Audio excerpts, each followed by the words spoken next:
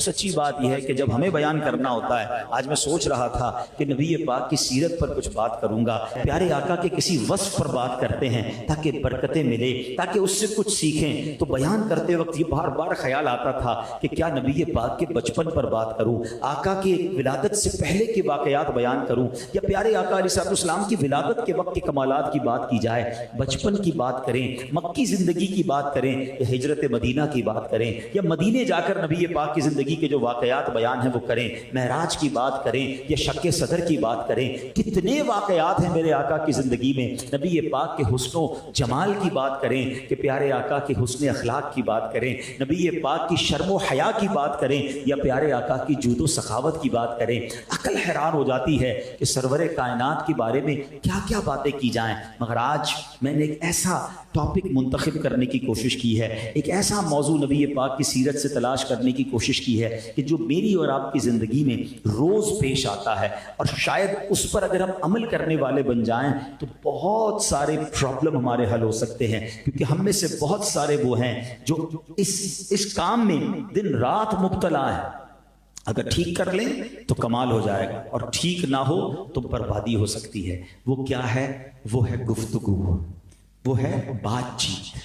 آپ کو معلوم ہے میرے آقا کیسے گفتگو کرتے تھے؟ آج میں نے جو ٹاپک سلیکٹ کیا کہ ہم کیوں نہ آج نبی پاک کی گفتگو پر بات کریں، پیارے آقا کے الفاظ پر بات کریں، نبی پاک کے انداز پر بات کریں۔ آئے ہائے میرے آقا پتہ ہے کیسے گفتگو فرماتے تھے؟ ہم صلاۃ السلام میں شعر بھی پڑھتے ہیں، اعلیٰ حضرت نے اس دہن مبارک اور اس گفتگو پر جو بات کی ہے نا کہ سنو باتیں کیسی ہوتی نبی پاک کی، اعلیٰ حضرت فرماتے ہیں وہ دہن جس کی ہر بات وحی خدا۔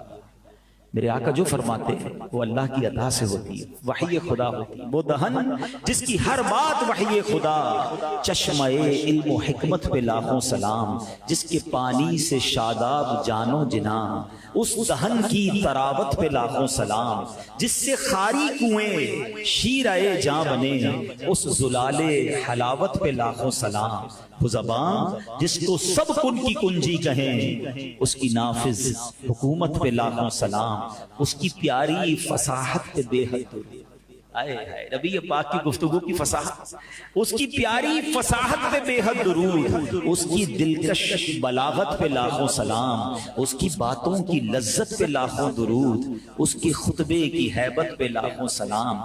وہ دعا جس کا جوبن بہارے قبول، اس نسیم اجابت پہ لاکھوں سلام، جس کے گچھے سے لچھے جھڑے نور کے، ان ستاروں کی نزہت پہ لاکھوں سلام۔ مسکراتے کیسے تھے؟ جس کی تسکین سے روتے ہوئے ہنس پڑے، اس تبسم کی عادت پہ لاکھوں سلام، جس پہ نہریں ہیں شیر و شکر کی رواں۔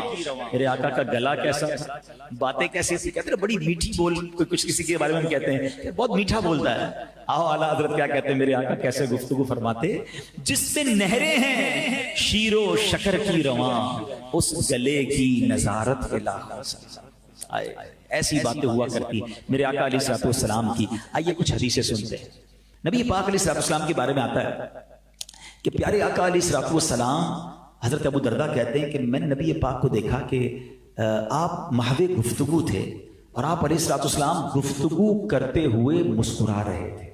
آپ گفتگو فرماتے ہوئے کافی مسکرایا کرتے۔ حضرت ابن عباس فرماتے ہیں کہ میں نبی پاک علیہ السلام جب گفتگو فرماتے تو آپ کے دندان مبارک سے گویا نور نکلا کرتا تھا۔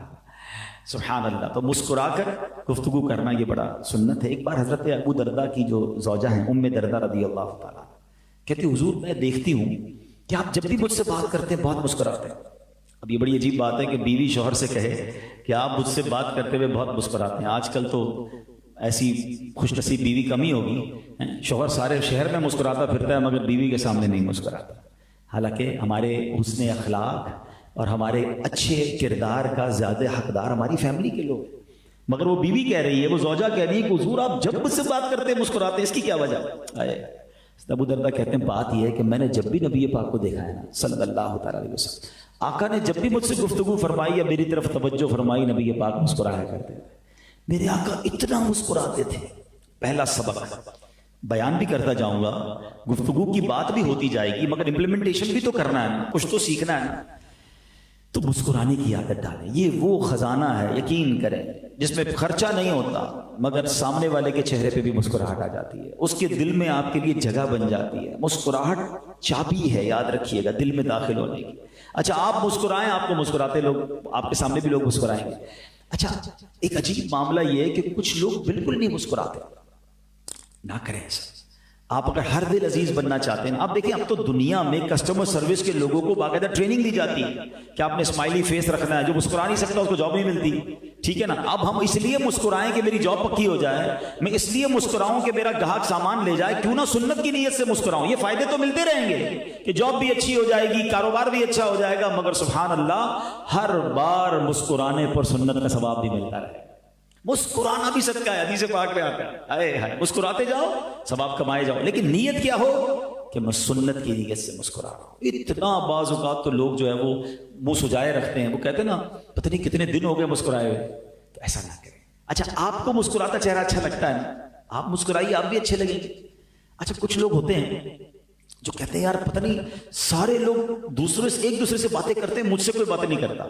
شکایت کرتے ہیں مجھ سے کوئی دوستی نہیں کرتا, پتہ نہیں کیا ان لوگوں کو, مجھ سے میرے قریب کوئی نہیں آتا. تو نارملی اس طرح کے لوگ اپنی شکایت خود کر رہے ہوتے ہیں کہ میں ہوں ایسا کہ یہ سب کے پاس جا رہے ہیں, میرے پاس نہیں آ رہے. بھائی اپنے آپ کو چیک کرو نا, کیوں نہیں آ رہے تم سے ملنے, کیوں تمہارا کوئی دوست نہیں ہے, کیوں تمہارے پاس کوئی بیٹھنا نہیں چاہتا. کیونکہ پرابلم ہے.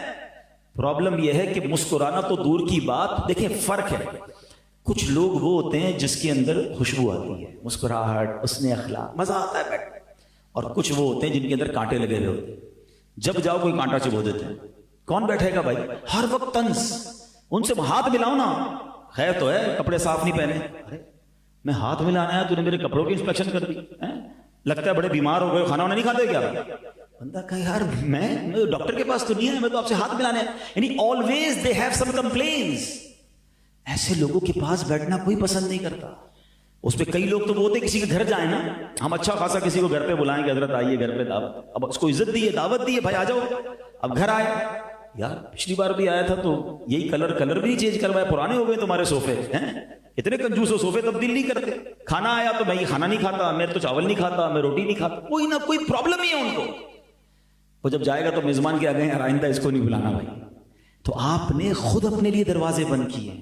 جائیں کسی کے گھر تو اچھے مہمان بن. دیکھیں بات پرابلم پتہ ہے کہ ہم پڑھتے نہیں ہیں, سنت کے بارے میں پتہ نہیں. اتنا شاندار دین ہے میرا اور آپ, نبی پاک کی سنت تو پڑھو یار. کسی کے گھر جائیں, جدھر میزبان بٹھائے ادھر بیٹھے. ہم میزبان کہنے حضرت اس کرسی پہ بیٹھے ہیں, تو ہم کہنے میں ادھر بیٹھوں گا. ارے کیا پتا اس بیچارے کی اس کرسی کا پردہ پھٹا ہوا ہو, اس کی ٹانگ ٹوٹی ہوئی ہو, اس غریب نے اس کو صحیح طریقے سے مینج کیا اور آپ کو دکھانا نہ چاہتا, آپ کو ادھر بیٹھا, آپ کہنے بیٹھوں گا ادھر. ہو سکتا ہے اس لیے وہاں نہیں بٹھا رہا ہو کہ وہاں سے فیملی نظر آئے گی, بے پردگی ہوگی.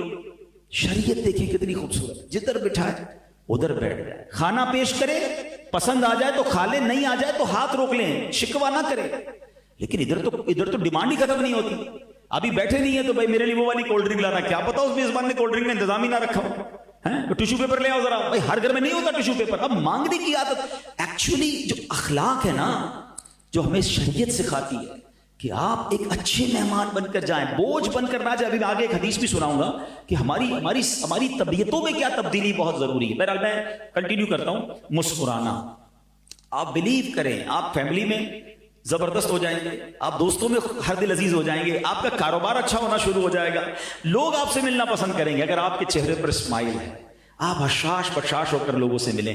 دیکھیں ایک بات یاد رکھیں, اس وقت دنیا میں بہت ٹینشن ہے, لوگ بڑے پریشان ہیں, ان کی مہنگائی کے مسائل ہیں, ان کے فیملی کے ایشوز ہیں, فرسٹریٹ ہیں, اور آپ بھی جناب منہ سجائے بیٹھے ہیں, تو کون قریب آپ سے آئے گا. ہم کہتے ہیں نا شربت نہ دیں کریں بات لطف سے, یہ شہد ہو تو پھر کسے پرواہ شکر کی ہے. آپ مسکرا کر مل تو لیں تاکہ بیچارے کا کچھ غم, کچھ ٹینشن دور ہو جائے. اللہ کرے کہ یہ بات ہمیں سمجھ آ جائے. آپ یقین کریں آپ انشاءاللہ لوگوں کے دلوں میں جگہ بنائیں گے. اچھا نبی پاک علیہ الصلوۃ والسلام کے بارے میں ایک اور بہت خوبصورت انداز کہ پیارے آقا علیہ الصلوۃ والسلام بلا ضرورت گفتگو نہ فرماتے. آپ علیہ الصلوۃ والسلام طویل خاموشی فرماتے, ٹھہر کر گفتگو فرماتے, جس پہ نہ فضول گوئی ہوتی اور نہ کوتاہی.